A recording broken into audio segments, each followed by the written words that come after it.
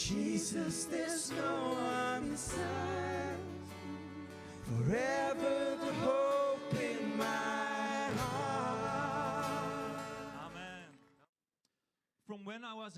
Desde que yo era muy jovencito, aunque en realidad todavía somos jóvenes, pero cuando yo era un adolescente, yo estaba involucrado en todo lo que tiene que ver con la alabanza y la adoración. Y debido a que me agrada tanto la alabanza y la adoración, y que ya en aquel entonces lo practicaba constantemente, tocando la guitarra en casa de mis padres, me hacía preguntas acerca de la alabanza y adoración. ¿Has tenido alguna vez interrogantes en relación a este tema? Por ejemplo, la pregunta más importante que yo me hacía: ¿por qué alabamos? ¿Cuál es la razón por la cual alabamos a Dios? Y ahora que estoy aquí, y mientras tú estás pensando que voy a predicar acerca de la alabanza y adoración, deseo decirte que la alabanza no es más importante que Jesús mismo. En realidad, todo gira alrededor de Jesús. Vamos a considerar lo que nos dice el evangelista Juan.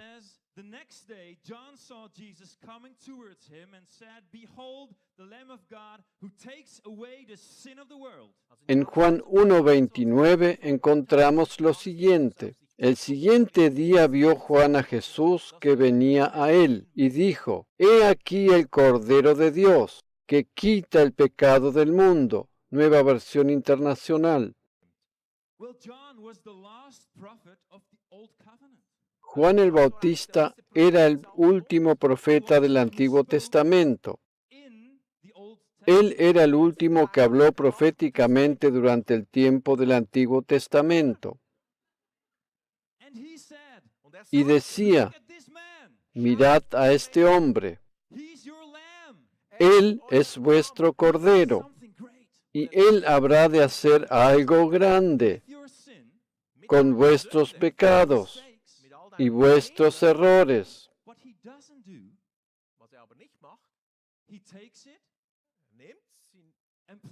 Él no los habrá de esconder simplemente debajo de la alfombra, para ir a buscarlos una semana más tarde.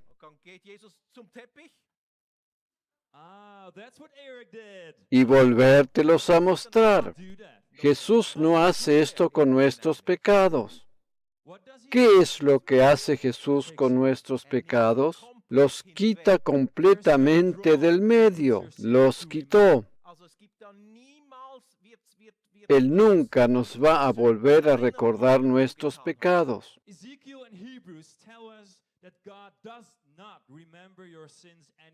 Tanto el libro de Ezequiel como el de Hebreos nos dicen que Dios no recordará nunca más nuestros pecados. Esta es la razón entonces por la que puedes entender realmente de qué se trata y comenzar a asombrarte. Por eso, cuando yo antes me preguntaba por qué alabamos, empecé a recibir la respuesta en el versículo que vamos a leer a continuación. En 1 Juan 4, 9 y 10 leemos: En esto se mostró el amor de Dios para con nosotros, en que Dios envió a su Hijo unigénito al mundo para que vivamos por Él. En esto consiste el amor, no en que nosotros hayamos amado a Dios, sino en que Él nos amó a nosotros y envió a su Hijo en propiciación por nuestros pecados. La Biblia nos dice que el amor es lo más importante de todo. En 1 Corintios 13 leemos que están la fe, la esperanza y el amor, y que el amor es lo más importante de todo. El amor no tiene su comienzo en nosotros. El versículo que acabamos de leer nos habla acerca del amor y nos dice que Dios nos amó primero a nosotros. ¿Cómo fue creado el mundo? Por medio de la palabra de Dios. Él habló y las cosas fueron hechas. Cada cosa creada tiene su punto de partida en Dios. De la misma manera, el amor comienza en Dios. Por lo tanto, también la alabanza. La alabanza y la adoración no procede de nosotros mismos, sino que tiene su punto de partida en Dios mismo, que nos dice: tú eres mi amado. Tú eres mi hijo amado. ¿Por qué alabamos entonces? Porque Dios nos amó primero. En cualquier relación matrimonial, por ejemplo, entre mi esposa y yo, o entre tú y tu esposa,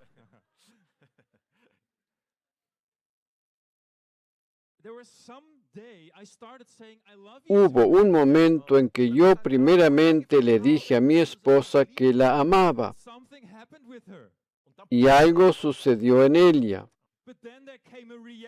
Y en algún momento vino una reacción de su parte. Y ella me dijo que yo le agradaba. Y después de un tiempo, el amor hacia mí fue creciendo en su corazón. De la misma manera es en nuestra relación con Dios.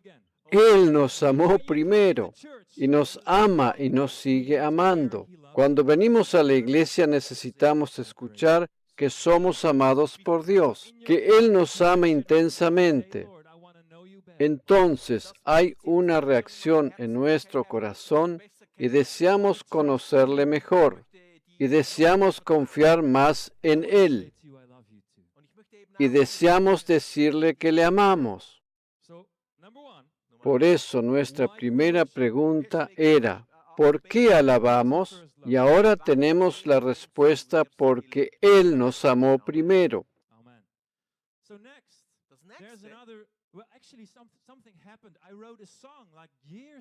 Hace unos cuantos años atrás escribí una canción que se titulaba Aleluya Adonai.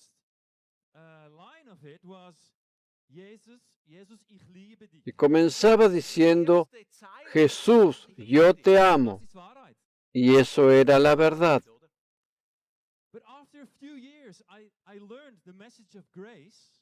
Pero, sin embargo, después de unos años, cuando llegué a conocer el mensaje de la gracia y que tuve la revelación de que la alabanza no es algo que procede de mí, sino que tiene su punto de partida en Dios, en nuestra iglesia en Holanda tuvimos que cambiar la letra de muchas canciones, porque antes de conocer el mensaje de la gracia, cuando todavía éramos muy jóvenes,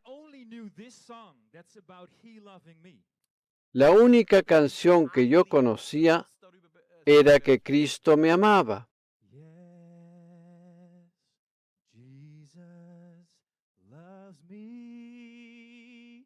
Bodyguard, remember? Oh yes, Jesus loves me. Oh yes, Jesus, He loves me. For the Bible tells me so. The Bible is full of His love for me. La Biblia está llena de pasajes donde dice que Dios me ama. Pero eso no se reflejaba demasiado en nuestra alabanza. Debido a eso, modifiqué la canción de la siguiente manera: Jesús, tú me amas tanto. En sí, la frase anterior no estaba equivocada, pero debido a que nosotros anteriormente estábamos bajo la ley, siempre estaba la tendencia de esforzarnos para ganarnos su amor. Eso se demostraba también en la alabanza. Siempre pensábamos que llegábamos a la reunión para ofrecer alabanza a nuestro Dios. Aquí te ofrezco mi alabanza, Señor. Mira cómo te alabo.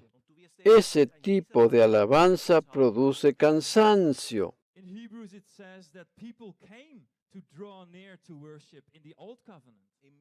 En el libro de Hebreos nos dice que en el antiguo pacto el ser humano se acercaba a Dios por medio de la alabanza y también tenía que presentar sus holocaustos a causa de sus pecados. Sin embargo, ahora, en el nuevo pacto, no hay necesidad de seguir haciéndolo así, porque Juan el Bautista dijo: He aquí el Cordero de Dios que quita el pecado del mundo. La segunda razón que tenemos para alabar, y dado a que esta es una iglesia que alaba, la encontramos en el Salmo 50, versículo 23, donde dice: El que me ofrece acción de gracias, ese me honra y toma el camino en el que encuentra la salvación de Dios. El que me ofrece acción de gracias. Aquí habla de acción de gracias o sacrificio de alabanza, pero no de holocaustos como en el Antiguo Testamento. Ese me honra y toma el camino. La traducción literal del original dice traza o se hace un camino. Y en la versión en holandés que yo estoy usando dice: el que sigue su camino de esta manera, o sea, que agradece a Dios en su vida cotidiana, que sigue su camino de la vida con un corazón agradecido. Yo le mostraré la salvación de Dios. Por lo tanto, hay poder en el agradecimiento.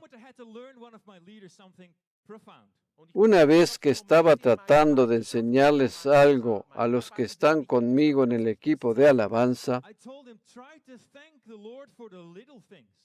les dije que simplemente agradecieran a Dios por las pequeñas cosas.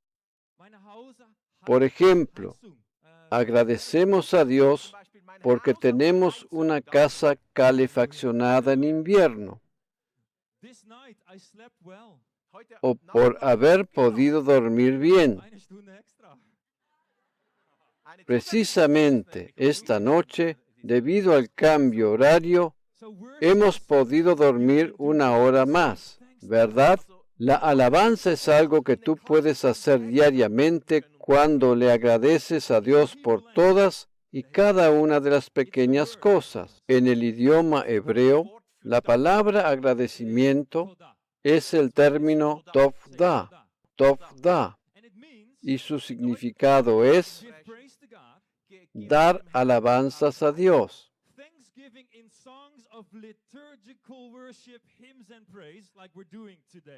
Agradecimiento en forma de canciones o alabanza litúrgica, como por ejemplo por medio de himnos, y eso es lo que hemos estado haciendo hoy. Agradecimiento cantado con un grupo coral o una procesión, una persona marchando detrás de la otra, como lo suelen hacer algunas iglesias, etc. Todo eso significa agradecimiento tanto en forma personal en la vida diaria como colectiva como iglesia. El versículo que habíamos leído anteriormente decía que aquel que ofrece acción de gracias encuentra la salvación de Dios. puesto que cuando yo le agradezco al Señor, Él demuestra su salvación. El término salvación en hebreo es Yesha.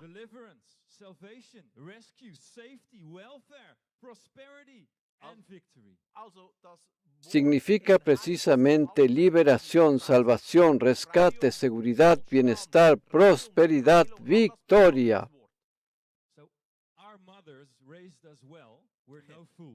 Nosotros, como personas sabias y bien educadas, entendemos perfectamente lo que significa el agradecimiento. Entonces, si comprendemos los beneficios que trae el agradecimiento, deseamos hacerlo de forma voluntaria.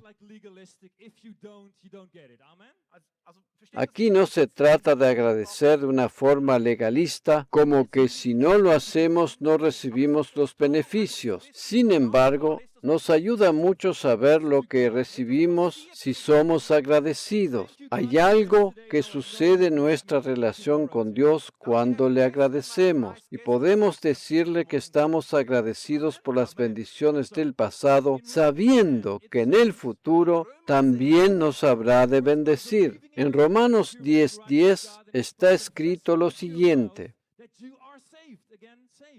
porque con el corazón se cree para ser justificado, pero con la boca se confiesa para ser salvo. Nueva versión internacional.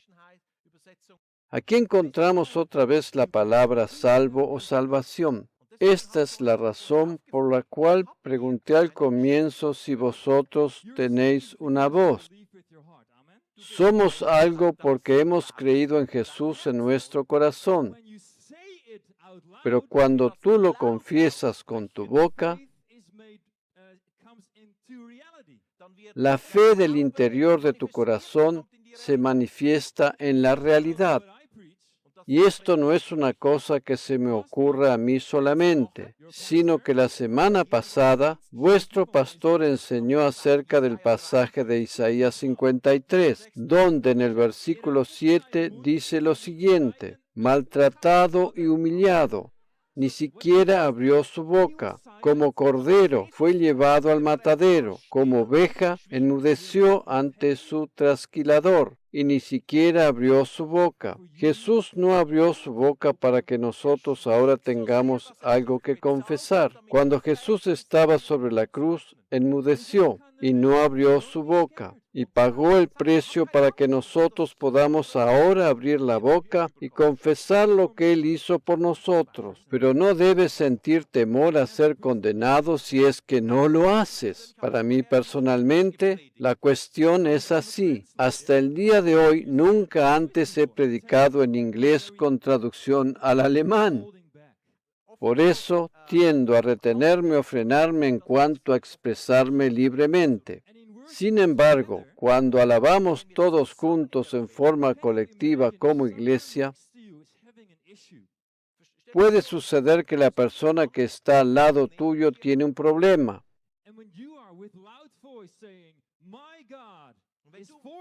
Y tú, quien estás al lado, estás cantando y diciendo que Dios está a nuestro favor. Tú estás alabando a Dios y no le estás hablando a esa persona. Sin embargo, ella te escucha decir estas palabras. La fe se activa en su corazón, pues debemos recordar que la fe viene por el oír. Esto es lo que sucede cuando alabamos todos juntos en forma colectiva. Eso es algo hermoso, y esa es la razón por la cual nos congregamos como iglesia para alabar a Dios en forma colectiva o conjunta. Permíteme ahora mostrarte un ejemplo práctico para ilustrar lo próximo que voy a enseñar. La última vez que estuve aquí y ministré al grupo de alabanza, intenté enseñarles algo acerca de la grandeza de Dios. Dios es grande, ¿verdad? En nuestro idioma holandés y también en alemán, tenemos una manera de pensar que posiblemente tenga su origen en nuestras tradiciones, en que tenemos que engrandecer a Dios. Sin embargo, es interesante notar que los ingleses no dicen lo mismo. Son generalmente los creyentes del oeste de Europa los que dicen que tienen que engrandecer a Dios.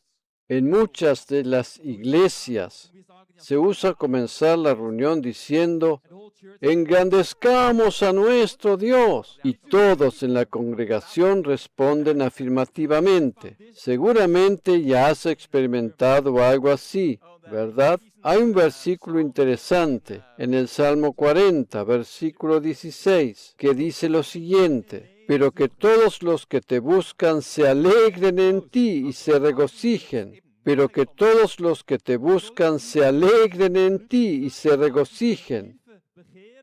Que los que aman tu salvación digan siempre, cuán grande es el Señor. Por más que intentemos engrandecer a Dios, no va a funcionar, pues Él ya es sobremanera grande. ¿Tenemos nosotros la capacidad de hacer más grande a Dios de lo que ya es? Por supuesto que no. Él es suficientemente grande. Elohim, el Todopoderoso, el más que suficiente, el que extiende sus alas para cobijarnos y protegernos. Él es Dios.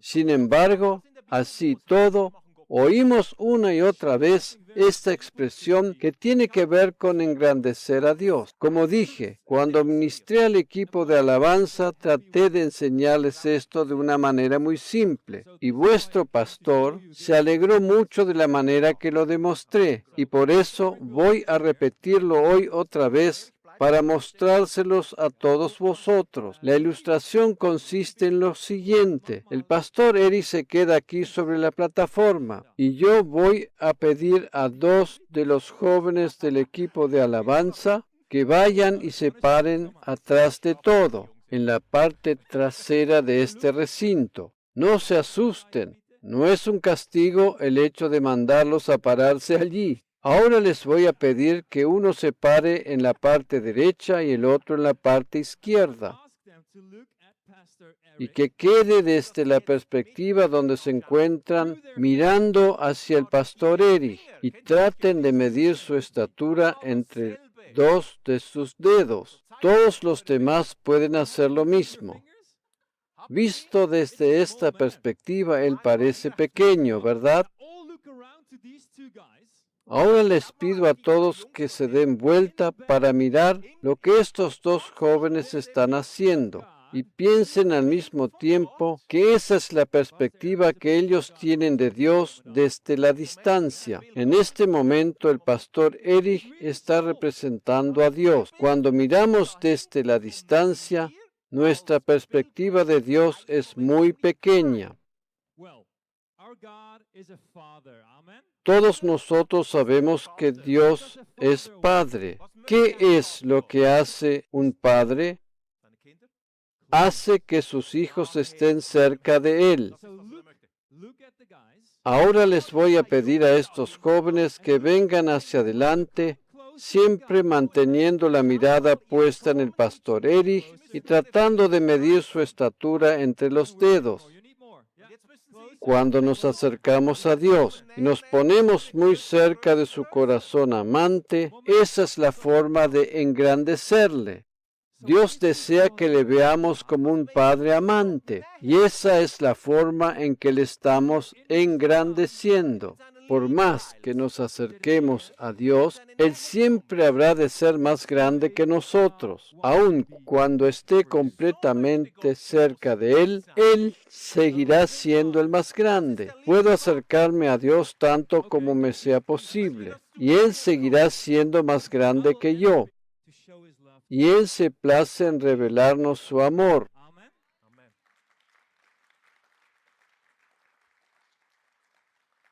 So from God's perspective, Desde la perspectiva divina, you can make him bigger Él desea que tú le engrandezcas to receive his love. para que puedas recibir su amor.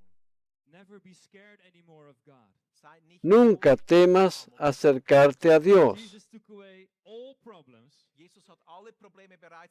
Jesús cargó sobre sí mismo todo el problema del pecado, el cual nos separaba de Dios, y por eso ahora podemos acercarnos confiadamente a Él, tantas veces como lo deseemos. Hay otra promesa que vemos en la palabra de Dios con respecto a la alabanza y adoración. When the Israelites were in the desert, ¿Recuerdas cuando el pueblo de Israel acampaba en el they were desierto? camped like this.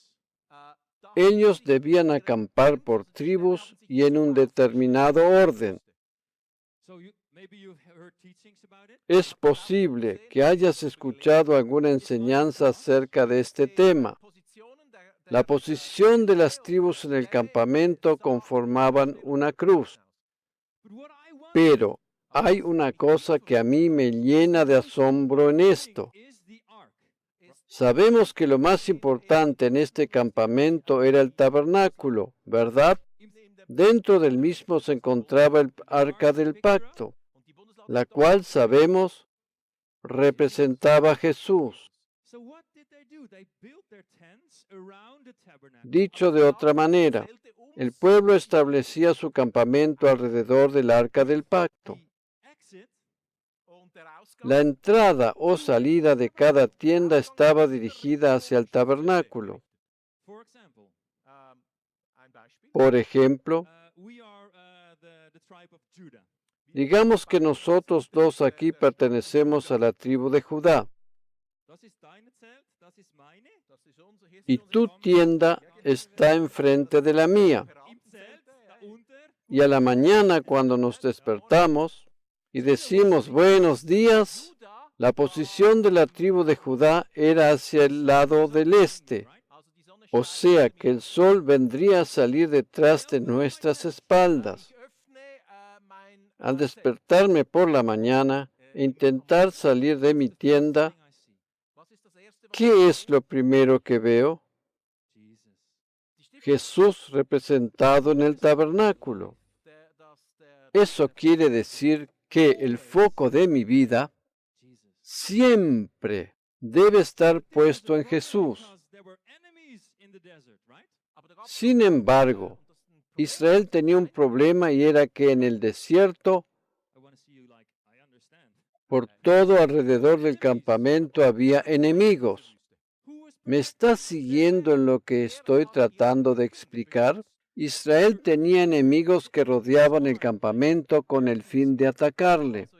¿Quién protegía sus espaldas? Si pensamos con una mentalidad astuta, pero a la vez humana, hubiera sido lógico que el campamento de Israel hubiese necesitado de guardias o centinelas que estuvieran apostados mirando en la dirección opuesta, desde donde venían los enemigos, para protegerlo. Guardias o centinelas que les cubrieran sus espaldas, pues al fin y al cabo el enemigo siempre ataca por sorpresa. La promesa del Señor para nosotros hoy, para nuestras vidas en la actualidad, es que mientras alabamos, mientras enfocamos nuestra mirada en la persona de Jesús, cuando aprendemos a ser más y más agradecidos a Dios, Él es quien se ocupa de protegernos de nuestros enemigos. Imagínate la escena cuando el enemigo nos ataca por la espalda trayendo problemas financieros y trae consigo enfermedad. Y volviendo a la ilustración del campamento de Israel, salgo de mi tienda por la mañana y miro a mi alrededor y me espanto al descubrir al enemigo que intenta atacarme, enemigo financiero que está en marcha para atacarme. Por otro lado, me ataca con enfermedad. Estoy asustado y espantado, temblando, lleno de estrés. This is not helpful in your life. lo cual no me ayuda en absoluto. Lo cual no me ayuda en absoluto. Tengo que saber que Jesús está delante de mí y te dice, mantén tu mirada puesta en mí. Mantén tu mirada puesta en mí. Yo te daré victoria. Yo soy quien te da vida y vida en abundancia. Amén. Permíteme decir algo acerca de la palabra amén. ¿Te has dado cuenta que mientras el predicador trae el mensaje de la palabra de Dios, nos mantenemos con una actitud receptiva y de alabanza a Cristo? Cuando utilizamos nuestra lengua para decir amén, como afirmación a lo que el predicador está diciendo acerca de Jesús, y de esa manera la fe se activa en nuestra vida. Amén. Y de esa manera la fe se activa en nuestra vida. No decimos amén simplemente como una muletilla. Te animo a que digas amén a cada palabra que vuestro pastor diga acerca de Jesús, basada en el Evangelio de la gracia. No solo recibir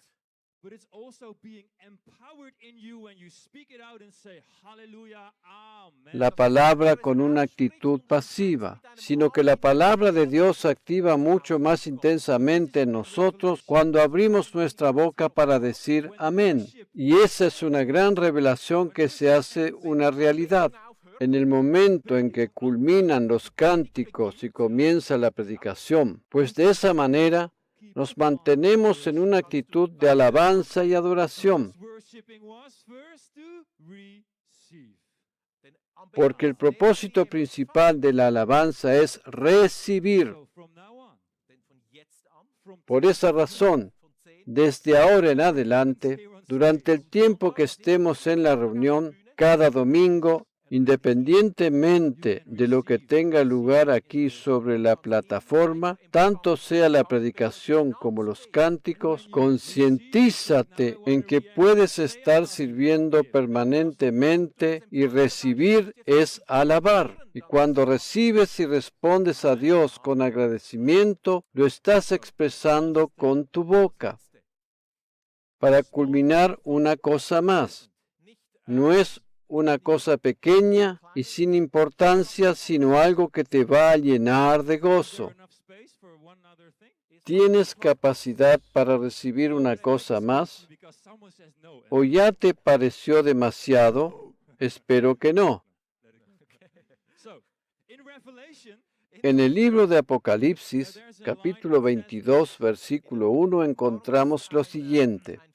En el libro de Apocalipsis, capítulo 22, versículo 1, encontramos lo siguiente. Luego el ángel me mostró un río de agua de vida, claro como el cristal, que salía del trono de Dios y del Cordero. Este pasaje nos habla acerca de un río.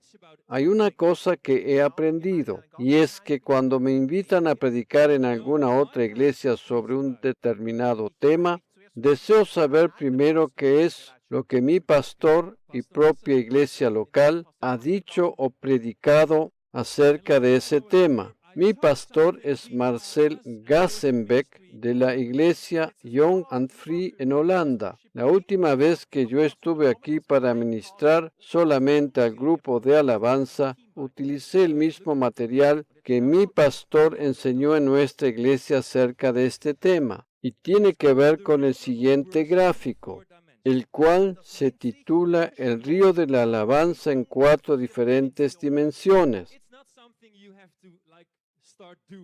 No se trata de algo que tú tienes que hacer como si fuese una obligación. Permíteme explicarlo. Podemos alabar a Dios de diferentes maneras. Por ejemplo, llenos de gozo.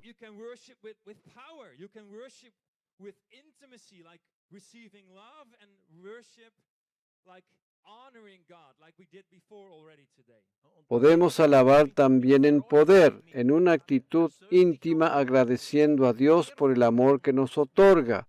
Y podemos alabar también en una actitud de respeto y reverencia.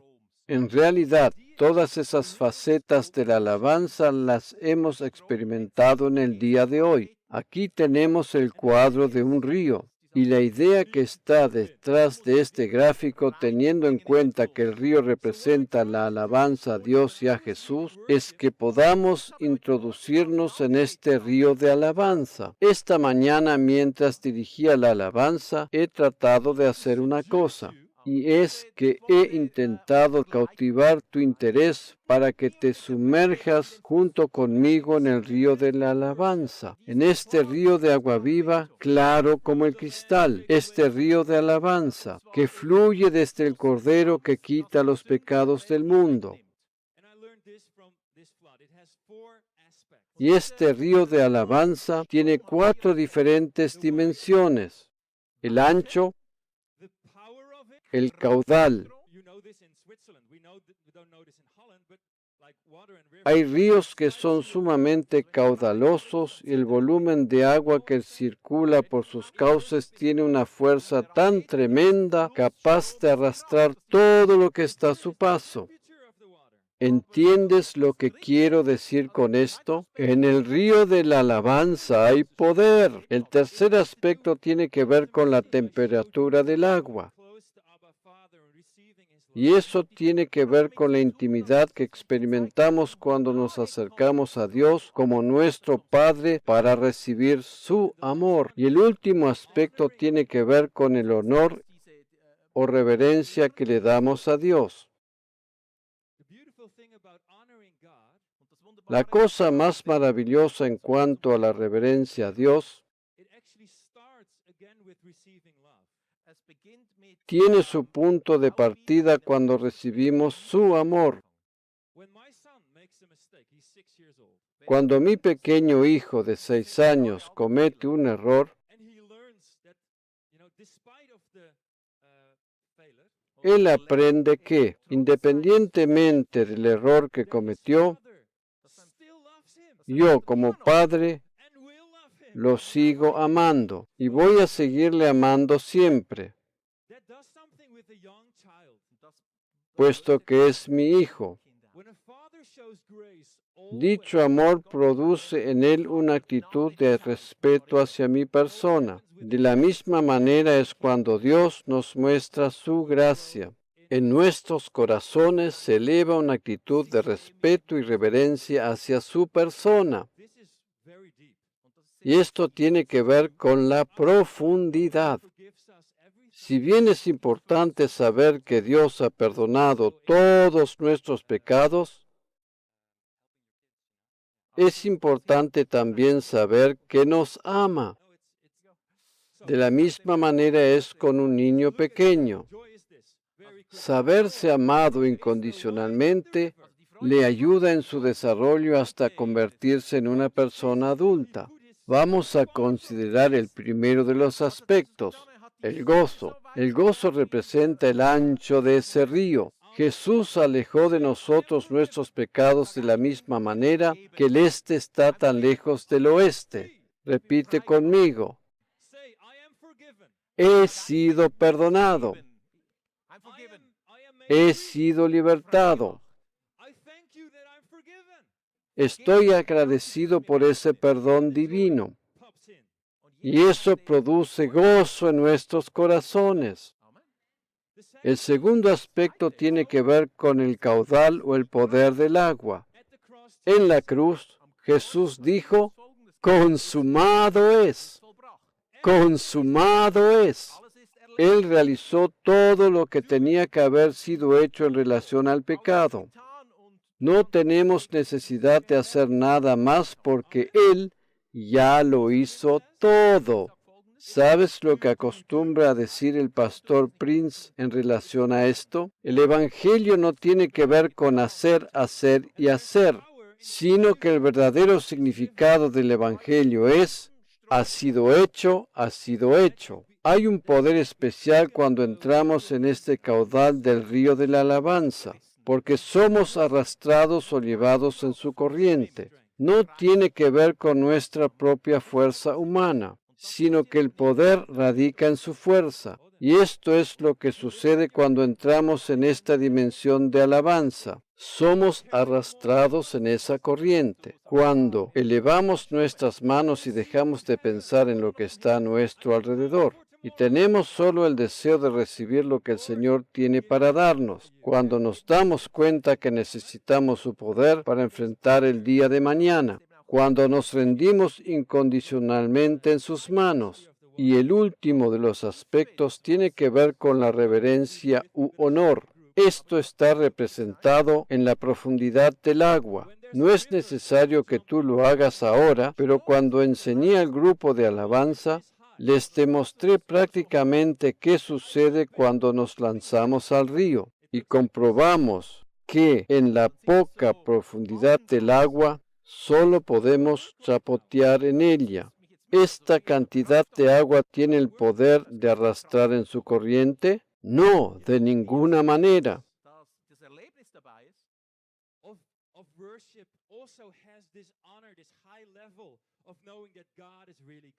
La experiencia de entrar en este nivel de profundidad consiste en conocer que Dios es realmente Dios, pues cuando honramos a Dios y conocemos que Él es mucho más grande que nosotros y nos rendimos a Él, su poder se manifiesta en nosotros.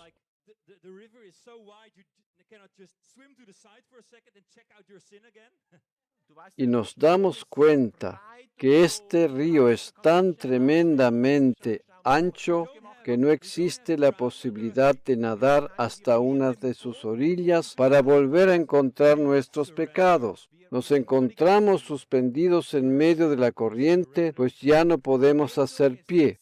Y lo único que nos queda es rendirnos incondicionalmente. En resumen, la alabanza y la adoración consiste en rendirse incondicionalmente a nuestro Rey Jesús. Lo último que deseo compartirles tiene que ver con la razón por la cual nos lanzamos al río de la alabanza y la adoración. Y con esto volvemos al primer aspecto de esta enseñanza. Y tiene que ver con que Él nos amó primero.